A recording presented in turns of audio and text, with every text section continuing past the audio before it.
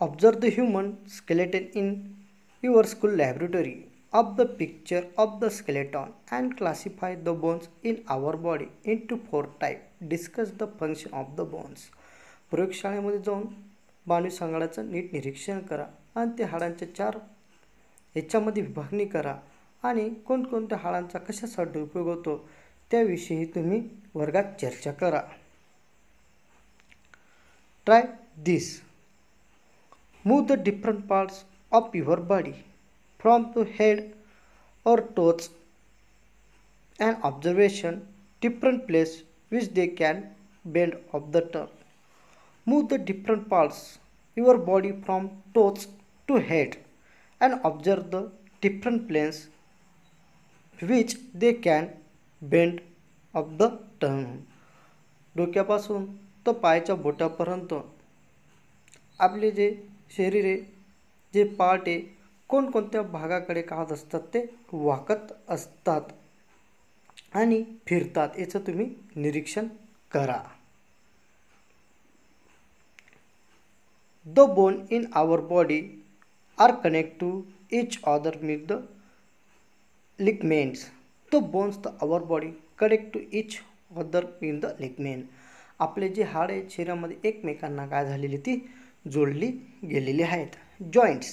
Joints म्हणजे सांधा. Joints are the place where 2 more than 2 bones are the connected to each other.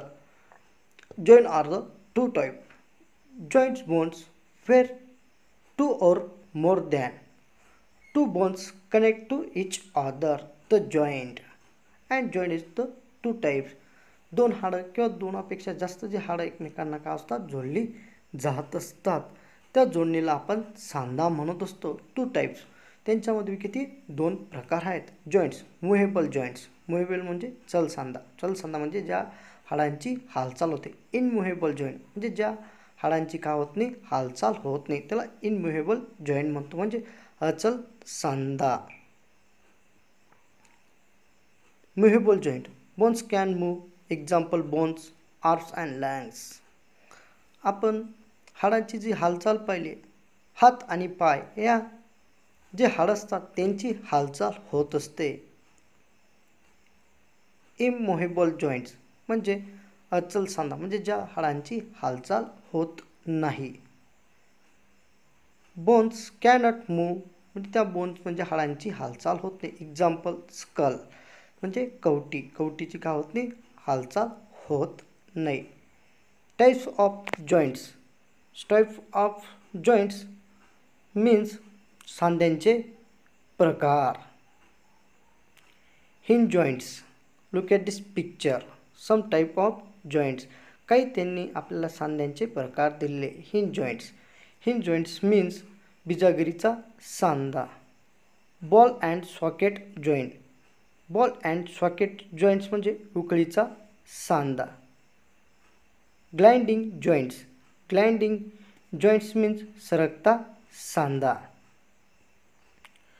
First hinge joints म्हणजे बिजागरीचा सांधा.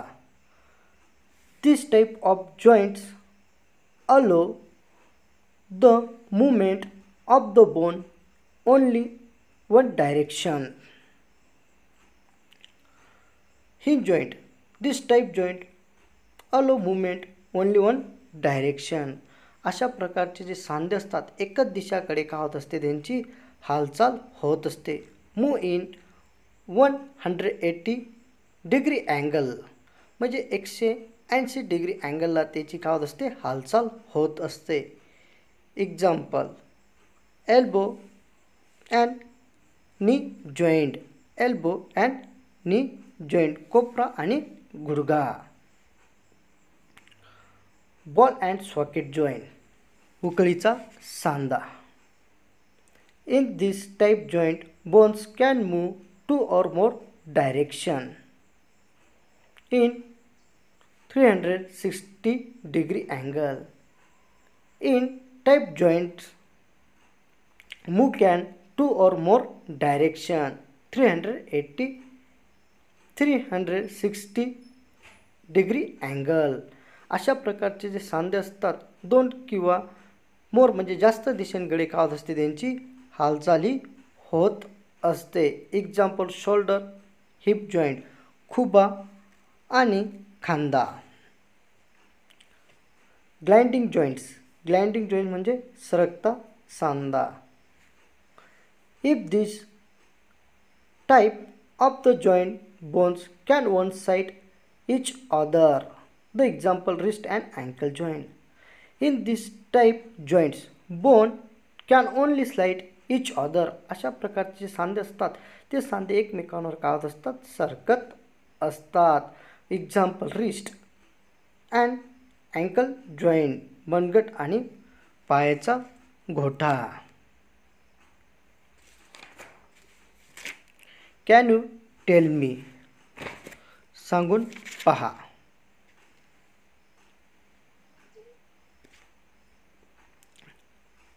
Which organs help us sense whether smooth is hot cold and rub the smooth.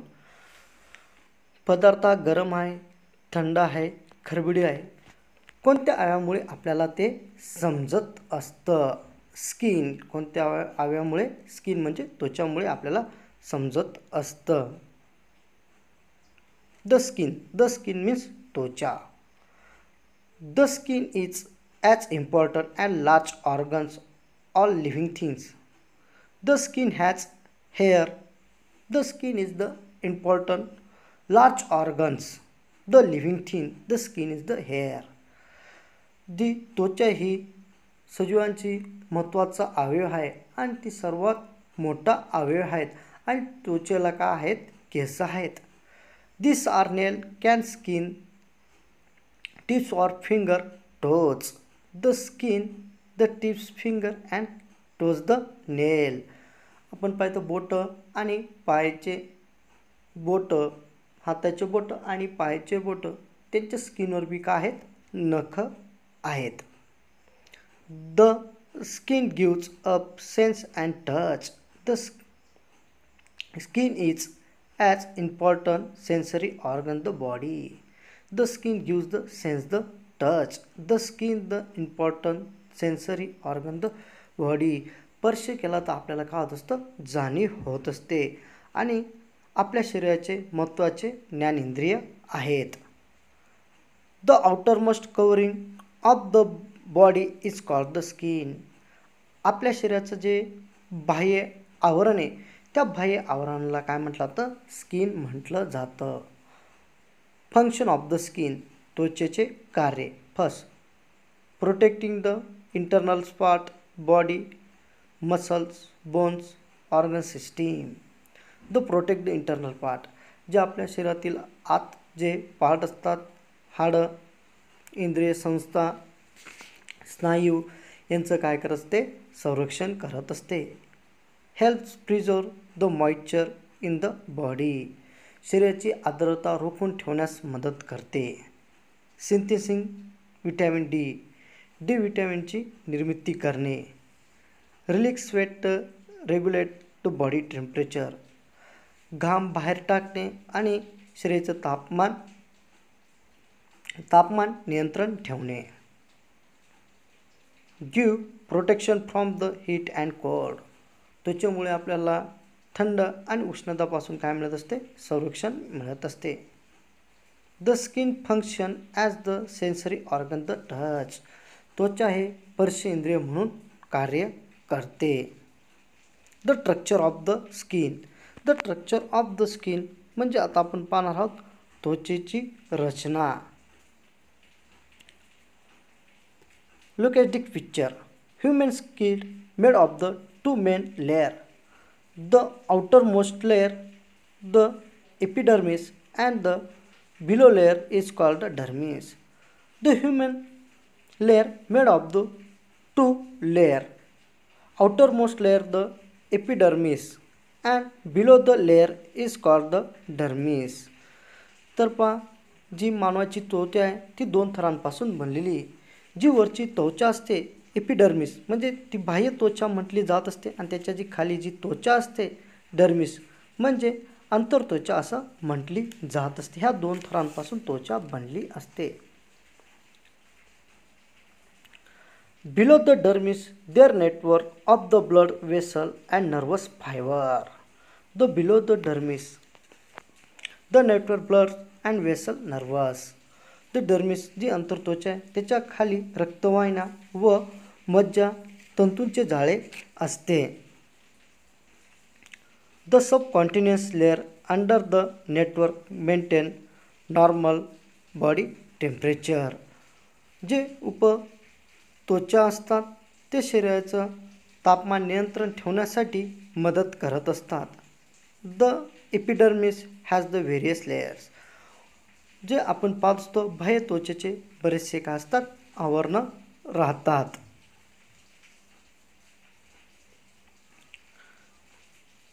Melanin means a pigment called the melanin is present in cell the epidermic. The melanin synthesis the certain gland in the skin.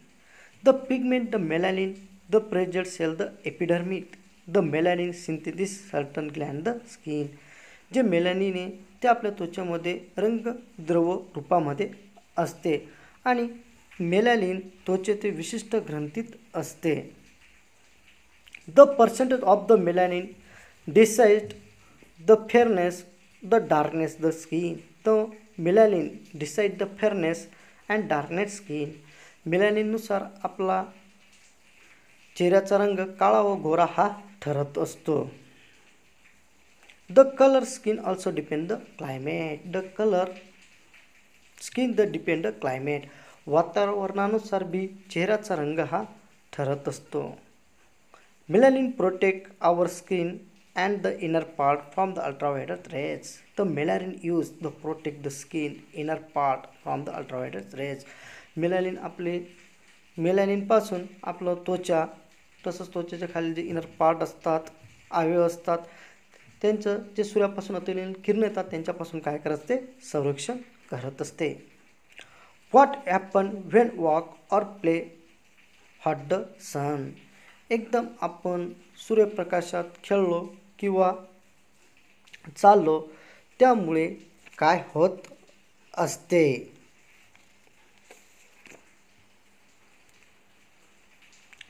when the walk and play get the tired. एकदम उन्हामध्ये आपण खेळलो नाही तर चाललो त्याच्यामुळे आपल्याला काय जाणवत असतो थकाव हा आपल्याला जाणवत असतो. when we walk or play sun get tired but sometimes skin become wet. This is because sweat when the play and walk the sun get the tired. Sometimes skin became the wet. आपण पाहत असतो उन्हामध्ये आपण खेळतो चालतो त्यावेळेस आपल्याला थकावा जाणवत असतो आणि त्वचा आपली काय झालेली ते वेट. वेट म्हणजे आपल्या त्वचाला काय झालेलं असतं त्वचा ही आपल्याला ओलसर दिसते. दिस बिकॉज द स्वेट. त्यालाच काय म्हटलं तर स्वेट म्हणजे घाम म्हटला जात असतो.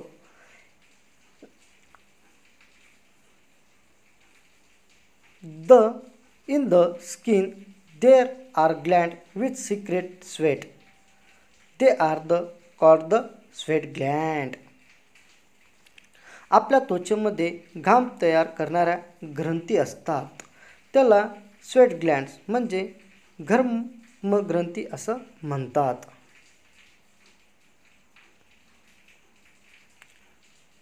After playing in the hot sun after hard physical labor the temperature of the body rise. The sweat release it help the reduce temperature of the body. After playing the sun physical labor the temperature body rise.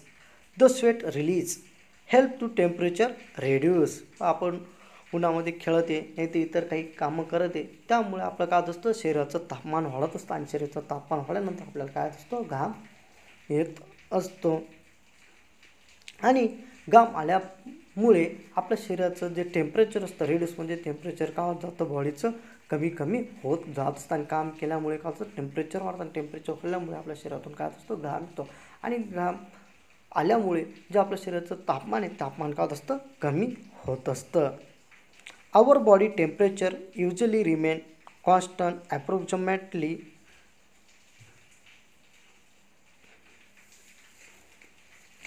37 degree Celsius. The man body temperature approximately 37 degree Celsius. आपण पाहत असतो मानवाचं जे तापमान असतं जवळपास 37 degree Celsius 37 degree Celsius एवढं असतं. First question,